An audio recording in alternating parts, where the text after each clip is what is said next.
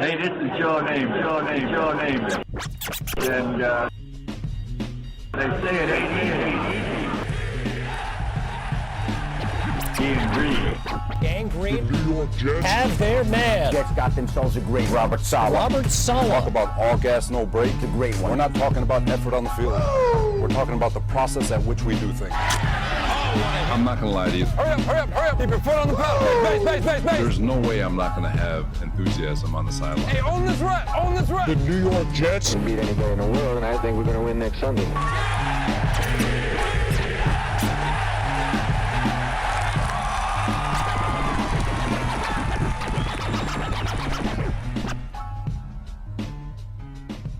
Everybody, and welcome to the latest edition of the A.E.B.G Green podcast, broadcasting to you live from beautiful, amazing, picturesque Crystal Lake Studios in Putnam Valley, New York.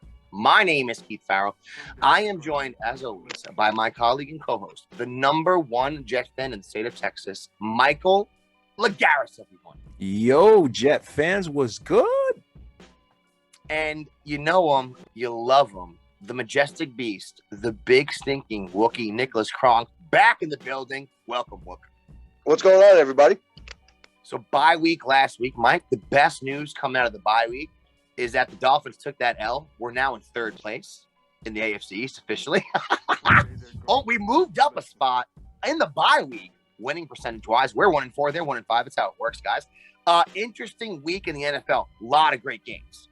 Now, we didn't get to play a game, so you kind of get to sit back and chill out more, watch all the games around the league, Mike. A lot of close ones out there. Titans game versus the Bills. Loved the outcome of that one. I mean, King Henry is he's just on another – he's like faster than all the D-backs, and then he's stronger than every linebacker. I saw some of the highlights, and the runs. I did see the touchdown, the first touchdown live, the 70-something yard touchdown, and I was like, as soon as he got through – I saw the two blocks getting set up at like the linebacker level, and I'm going to myself. I took a quick look to the side. I'm like, this guy's gone, and it's like a giant just hit an acceleration button, and I'm like, you watched him, and like remember when you the old 30 for 30 about Marcus Dupree? Yeah, and they had the old junior high school football coach saying, you think you'd catch him, and then Marcus would just leave you. And that's like, and he just left them. Like, you can run as fast as you want. And this is the largest man I've ever seen run the football. Yeah. And he was the fastest man I've ever seen. It's unbelievable. Yeah, I don't remember. I mean, God, has there been a back like with this size and speed? I just don't. Even going back, I guess Earl Campbell back in the day, Mike, like, this dude's just physically, mentally where he's at now, seeing the holes. He's just operating on a different stratosphere. I laughed out loud during the game. I think it was Collinsworth. I know it wasn't Collinsworth. It was one of the Monday Night Football announcers to linebacker Matt Milano. Henry broke through, and Milano was the only one standing there, and Henry just lowered his head to run at him, and they said he made a career decision. Yeah, definitely did. He did. It was a business decision, all right, because you're like, do I move out of the way and play for another 5 years, or do I get crushed? And he definitely got blasted. Henry has gotten into AP territory to the next level of greatness. Best running back in the league, no question. I know in fantasy non-PPR, he's number one, and I would probably argue even PPR, he's number one right now. I mean, he is absolutely a tremendous weapon, and I don't know if I'm going to end up being right, but my favorite to go to the Super Bowl was the Titans. In the beginning of the year, I said, look, they got the defense, they got A.J. Brown, they got Julio Jones, they got Henry, they're going to the Super Bowl, and then they started off terribly, and I'm like, okay, well, I got that wrong. Well, maybe not. Who knows? Yeah. Let's see what happens, because you saw Henry is a monster. Good luck with and then if somehow Julio is healthy late down the road, you know what I'm saying? And let's say they're like third, fourth seed, and they get in and they roll into the playoffs healthy. I mean, good luck. Look, the Jets got him when they were hurt on the road. We won, great, but that's not the real Titan team. That team showed you they could beat the Bills. They could beat anybody in the AFC. Yeah, that game versus the Jets certainly was surprising. Awesome game versus the Bills. Another good game this week was Steelers Seahawks. Former Jet quarterback Geno Smith slinging the ball around. That one goes into overtime. Barn burner, fumbles the ball, ends up costing the game. Not the only former Jet quarterback, I should say, that maybe cost his team the game. Down there in Carolina, 34-28 W for the Vikings. Another tough day for Sam. Ended up getting a touchdown, had another fumble loss, had another interception, Mike. I don't know if you saw that game. I don't know if you saw the Seahawks game. What'd you think about him out there? Do you think he's going to be able to win any games for this team over this next stretch of about 4 or 5 games? When I watch these guys play, it just reminds me of what we went through as fans. Sam is Sam. We talked about this last week. I'm not trying to be obsessed over Sam, but I think it's pretty apparent what the deal is there. And Geno, same thing, holds the ball too long. Geno's Geno, man. He's got an arm, rocket of an arm, but the decision making, the holding the ball, everything that we went through was just on full display. And that's why the Seahawks just added Jacob Eason as quarterback there. And I wouldn't be surprised Eason is starting in another week or so. That's a little roundup from last week, guys. The NFL sucks to have a bye week. At least there were some exciting games on the docket for us. When it comes to Jet news, Mike, I know you had some thoughts here on our boy Robert Saleh's press conference. He got to the first half struggles we've had, which we documented last week. We're not going to go back through them, guys. We've been absolutely atrocious in the first half. We can't score any points at all. We're giving up points. We're always behind. We're putting Zach in positions where he always has to sling the ball. He said he wanted to change up the schedule, Mike. Maybe that's going to help things. I know he said that. He had a vote of confidence for our offensive coordinator, which is to be expected. You don't expect him to, say LaFleur's been a bag of garbage, which he has been. So you expect that from Robert Saleh. He's a very positive guy, Saleh. Wasn't surprised by that. Mike, they also tried to ask him about Belichick, which is going to happen to every Jet coach. If you coach the Jets, you're going to get asked about Bill Belichick. Had a very classy response to that, basically. He doesn't think about Bill Belichick. It's not on his mind at all. He just wants to get the Jets a W this week. What'd you think about our coach's press conference, Mike, coming out of it? I'm at the point now where I just want to see value. And I usually will always say, hey, I don't know anything about football. These guys know way more than me. But I'm at the point now where I'm just like, you need to prove to me that you know what you're doing, because it's pretty obvious to me that when I look at Elijah Moore and I see what Elijah Moore did in college, and he played in the slot and he was an absolute monster. And when they drafted him and they said, well, they're going to have to trade Crowder, and people said, well, do the Jets trade Crowder or not? And then Saleh said, no, we're not going to do that. We all thought that for a reason. And we thought that because Elijah Moore plays in the slot and he's amazing in the slot, right? So when he was in training camp and when he was in the beginning of camp, guess where he was playing? Because Crowder was having an issue in the slot and he was killing it, right? Then what happened? He got hurt. Crowder came back. And what they wanted trying to do is they're trying to get their best receivers on the field, and they put him out on the outside. Well, guess what? He is not an outside receiver. He is a slot receiver. So use him. And see, so I don't want to hear any more about, well, we're going to analyze. Just take your tools and execute. And at this point, now you had 5 games. Okay. Your first 2 games, you scored 20 points, or excuse me, the first 3 games, you scored 20 points. The last 2 games, you got 47 points. Okay. There's a little improvement. After tomorrow, after this week, you're playing the Patriots again. I expect that Zach Wilson is going to be put in better positions to where this kid can succeed. Okay. I'm not looking for a W. I'm looking for not having 4 damn interceptions. Okay. Yeah. I'm looking for actually scoring every quarter. Okay, just give us some things to look at and move forward with. Okay, obviously some of these rookie quarterbacks are making moves. You're starting to see Trevor Lawrence play a little better. Mac Jones, is having games where he almost can win. He's not throwing pick sixes to Trayvon Diggs, at the end of the game, and then he threw a touchdown. Okay, great. We want to see better success, and we need to start seeing results. Okay, and we're not going to just sit back and be like all gas, no break. Robert Saleh, looks like Xerxes. He's got it. We're not going to do that. We're going to sit here and we're going to judge for what it is. And And if the results don't become realized, not only are we going to be looking at Salah, but we're going to be looking at JD as well. So I expect results, and I expect that they are going to do what's right and stop trying to outthink and outsmart things. Just take what you know is right and just execute on it. Put put Elijah in the slot, play Mims more. And I'm not saying it because I'm all a Mims lover. We see it. We see it. You look at the data. Look at the damn tapes. Just put them in there. Okay? Just stop with this. So anyway, I'm not gonna get I'm at the point now where we need to see this. Okay? We need Zach Wilson. We need you to look better. Okay? And build on the when I was after thinking about it, Keith, he's failing at the easy things. Like he's already shown us that he could jump, skip, and hop. He's got to walk, and he's tripping when he's walking. So I think that's correctable. Okay, just walk, dude. That's it. Just dump passes, dump pass. Make your screenplays. Call your play.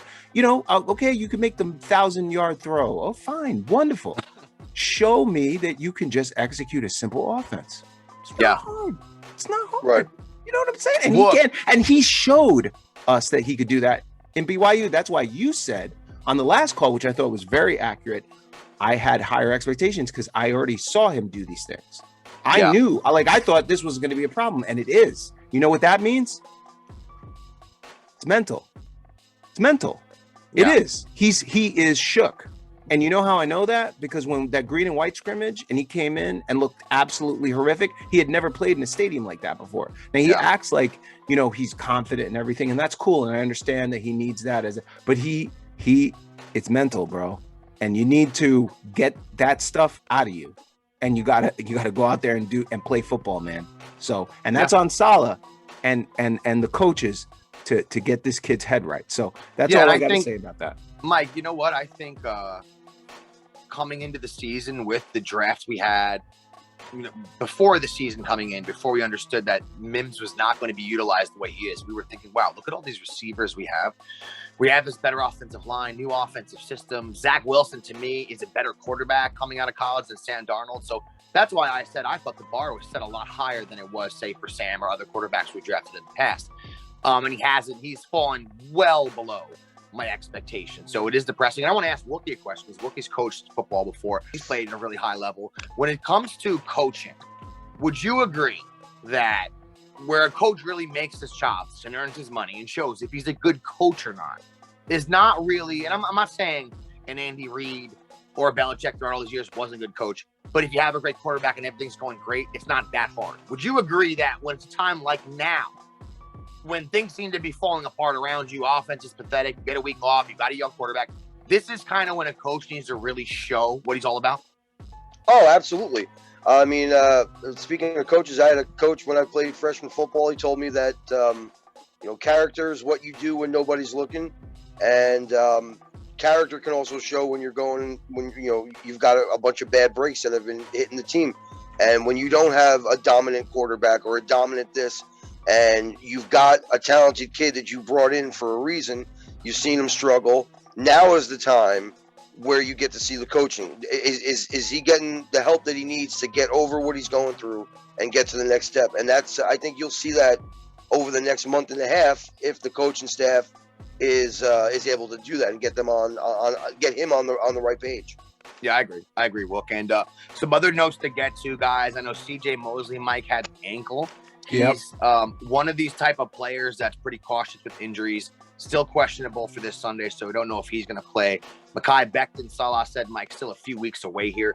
We're not going to see him this Sunday. We're hoping to maybe get Gerard Davis back. He's not going to be playing this weekend either. Marcus May looks like a game-time decision here, guys. One other note I thought was pretty cool. One of the stories Salah told Mike is about Tevin Coleman, who I think Tevin Coleman's in his fifth or sixth year, maybe a seventh year at the high end. Never returned kicks before his entire career, right? Never once his whole career until last week. And he had a 65-yard return. And they were just in practice, asked him if he could do it. You want to give it a shot? And he did it. And Kyle kind of used that as an example for a guy that's a vet, been around the league. He's played on some decent teams, still willing to go out and do anything he can to help the team, try something new, make himself more valuable, which I think is something that Salah kind of hinted at but didn't say when it came to Denzel Mims and kind of his effort. I know I was reading last week, Mike, there was stuff going on in the practices. They're doing a wide receiver huddle and Denzel Mims is not paying attention. He's like on the side of the field, which Samini wrote. So, he needs to, I think that is playing more into the lack of usage with Mims, Mike. Some behaviors, Mike, that are happening off the field that we don't see. And Salah's not necessarily blowing a spot up. I think that has a lot to do with what's going on with Mims. All right, everybody, that's your news and notes here for the Jets this week. We're going to talk about Jets, Patriots in a moment. Before we do that, we got to hand out this week's Jabroni of the Week award. Let's get to that right now. A.E.B.G. Jabroni of the week. You keep using this word jabroni, and it's awesome. Okay, Michael, and look, there was a close race this week for Jabroni of the Week. Me and Michael talk about these things. We confer. We decided we think the biggest jabroni is.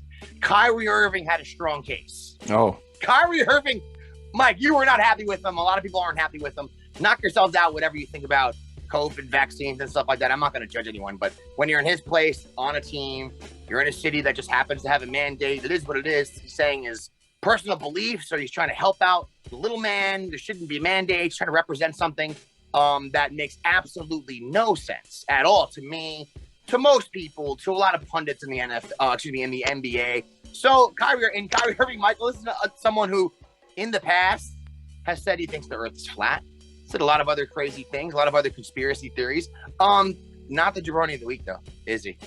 Not the jabroni of the week, because if you go on national TV, oh my goodness, if you go on national TV, where you just have a layup, just say your college and get out of there.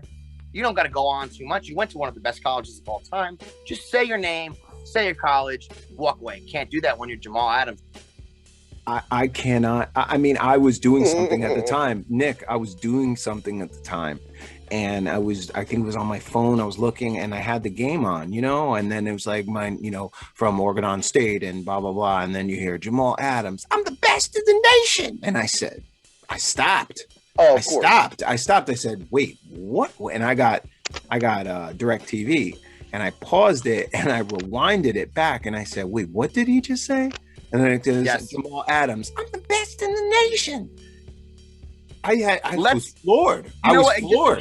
Just in case anyone is, now we know 98% of our listeners, Mike, they listen on the free to our regular podcast, the audio version. If you are watching on YouTube, here you go. We're going to toss it to you right here. Jamal Adams, I'm the best in the nation. I'm the best in the nation. Best in the nation. Best in the nation, he said. He's the jabroni of the week, Michael. It's right under his name. When he said best in the nation, visually on the screen, okay? 62nd out of 82 safeties on PFF. So there's 61 guys apparently better than Jamal Adams right now in the NFL. He's not playing that coming into the season. We know PFF might have him at number 10. They had our boy Marcus May at number 7. He's fallen down rankings-wise, at least, down there at number 62. Seahawks had no choice but to hand that money out. So we understand that 4-year deal, $70 million. When you trade 2 first-round picks and you trade a second-round pick away for a guy, you have to give him that money, or you look like the worst-run franchise of all time. So they had an obligation to give him that money. The bad part is, say you're a Seahawks fan, and why he's jabroni's like, is not only was it 62nd out of 82, look, it was moments later, a ball got thrown to Jamal to his face, to him. It wasn't like it was thrown directly to him. And you couldn't have planned that game any better after what he said. You can't. And what's so like crazy, you can't make that stuff up. They got Geno right now, and if they got the 10th, we got the 10th pick in the draft, and if God help, we end up with a top 10 pick, and they're paying Jamal Adams. Oh, and can you imagine? And I'm not saying we would. Can you imagine if we actually drafted like the best safety in the draft with the pick? No, we're not going to do that. We're not going to do. And I don't think we should do that. I'm just saying, could you imagine something like that? But it's wild, man. I mean, it is just wild. We got Elijah Vera Tucker. We got Elijah Vera Tucker for him, and Elijah Vera Tucker has been absolutely tremendous. He's one of the top rookie performers this season so far. Imagine we get another one for him. Oh my word. Oh my goodness. And just guys, for Jet fans, you probably saw the articles. The poetic justice of all of this coming to fruition here, guys. I'm the best in the nation, 62nd out of 82. A ball plunks off his chest. Now, he has 0 sacks this year, Mike. That's what he was bringing to the table here, because we know we can't cover anybody, right? 9.5 sacks last year, which is tremendous. A bunch of quarterback hits last year. This year, gets his money. He's pulling on Muhammad Wilkerson, Mike. He has 0 sacks. He has 0 interceptions. He has 0 quarterback hits. And let me tell you guys what happens in the NFL from one year to the next. If it's a safety that freakishly just shoots up like this and gets 9.5 sacks, what teams do in the offseason is go, how did that happen? How do we stop that? That's what happened to Jamal Adams. This year, he's a non-factor, guys. Mm-hmm. He can't cover anyone. He's not getting to the quarterback. In 18 games here with Seahawks over the past 2 seasons, 0 interceptions, 4 passes defended in 18 games. He's a safety. He's defended 4 passes, 1 forced fumble. We know he got to the Pro Bowl last year basically off the strength of his name and popularity. We understand how that works, guys. I'm not saying he didn't get there, but that has been an absolute, from every measurement, Mike, a colossal failure, horrible trait for the Seahawks. Blogs, I've sent you a bunch of them, Mike, because I revel in this. Some of these blogs out there are like, when are we? This is a horrific trade. This is a disaster. When do we cut bait? Mike, one of the articles said, when do we move Jamal Adams to linebacker? Wow. Oh, my God. How bad. He said so bad in coverage that they want to move him to linebacker. I was like, okay, here we go. My goodness. And that's what, like Mike said, man, we got A.E.B.G. He's been a beast, okay? He's been a beast. He's been a blessing. He goes out, does his job. He's probably the best guy we've had in the offensive line with Becton out, to be honest with you, if you look at PFF also. So thank you very much, Jamal Adams, for talking your way out of New York, acting a fool, and getting embarrassed on national television. Once again, just like last year when you bailed out of that tackle, that was tremendous. You are the Jabroni of the Week. It ain't. The situation kind of got heavy on me. All right, man. Jets, Patriots, back upon us, Michael. Now, the first time we previewed this game a few weeks ago, one of the things I mentioned is because of the way the last 10 to 15 years has played out, this game just gives me Andre to even know that it seems like they stink. Doesn't matter with the Patriots. It seems like we always have, or our quarterbacks always have, those nightmare games against this team. Now, Bill Belichick has done this against many quarterbacks, but we seem to be targeted the most when it comes to that, Michael. It always works out unfortunate for us. Last game was an absolute horror show there with Zach, okay? We know how that worked out. Since then, prior to that, Matt Wilson's playing great. I'm not saying he's not playing good still for a rookie. QB rating right under about a 90, but he's turning the ball over a bunch. Now, their offense, Mike, coming into here, is not as if they're steamrolling people with their offense or their defense. They're 26th in total offense, Michael. They are 17th in defense. So there's a middle of the pack team here. And I'm not saying the Jets, well, we're last in everything on offense, Mike. So I'm not saying the Jets are rolling in here or should be rolling in here with a ton of confidence. But would you say, Mike, this is one of the more beatable Patriot teams we have played in maybe 20 years? They could beat them. And we would have beat them last time if Zach Wilson hadn't thrown 4 interceptions. Look, can we just start off the game? You know, what's crazy about when we start these games off is it's always run, 3rd down and long, pass, 3 and out. Be creative.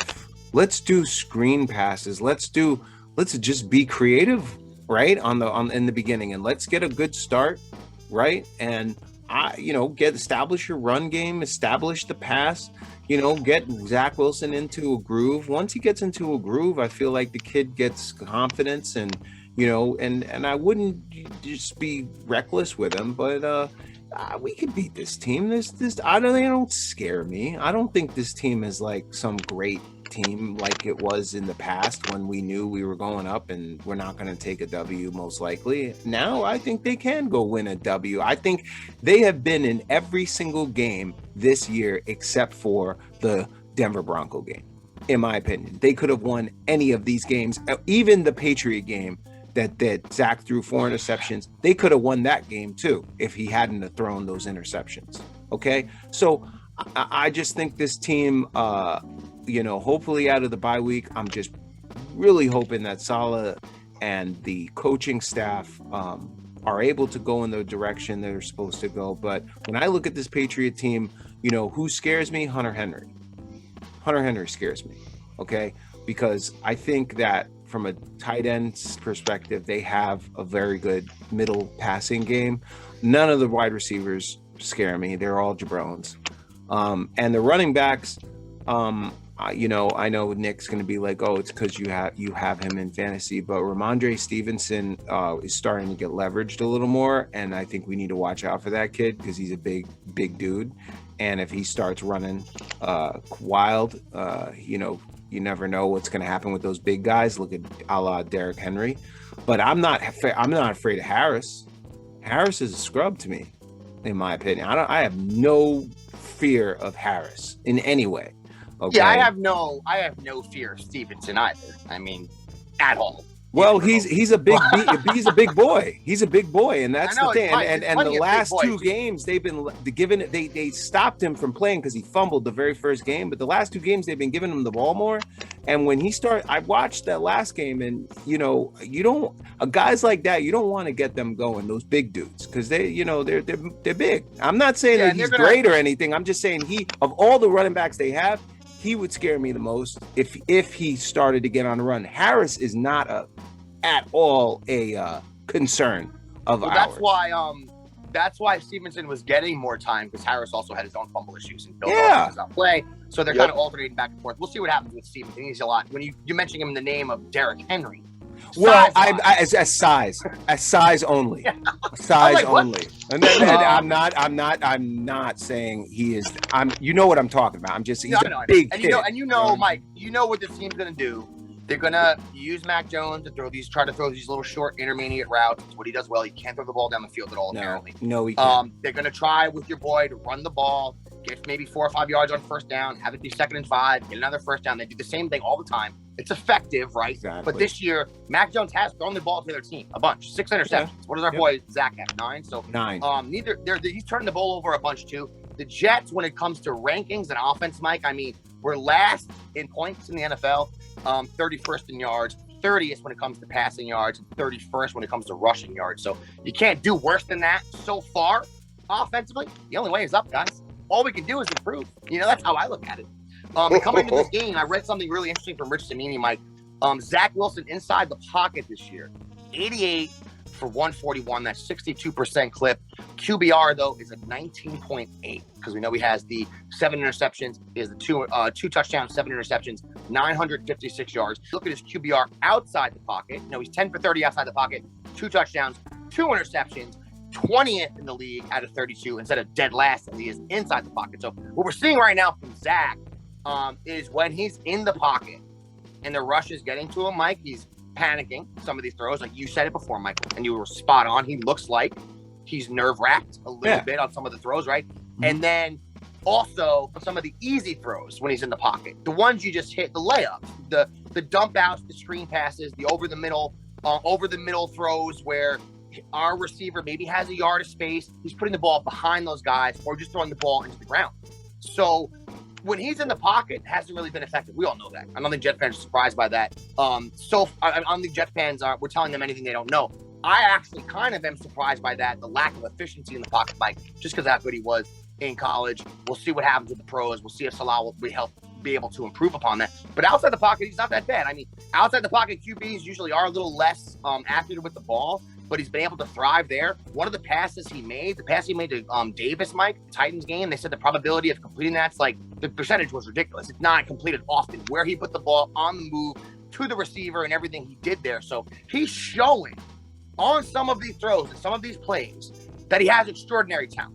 Yeah. Okay, so when Sam was failing or other quarterbacks we had to pass like Gino or Sanchez were failing us and they looked like garbage, I never was like, yeah, but man, this guy can really sling it 30 yards at an angle on a post route here and there. Yeah. Like, we never saw flashes of absolute brilliance. I'm not saying there weren't great plays. Sam had that crazy run last year. I'm not saying guys didn't have good games or anything like that. I'm saying what we've seen in small doses out of Zach, to me, Mike, is a lot more talent than some of these other guys. And that's what coaches talked up this week. And like you said, that if he starts hitting just these routine passes, that completion percentage is going to go up. Also, those routine passes, they give you confidence. It doesn't matter if the passes are easy. If you're 7 for 7 and you have to go short that many times, you're building your confidence up a little. And that's what we need for Zach. We need in the first half, like you said, for him to hit these throws, these routine throws. Get the confidence going. Get some of that moxie going in the first half. that you seem to have in the second half. You know, we need to connect the dots, right, Mike.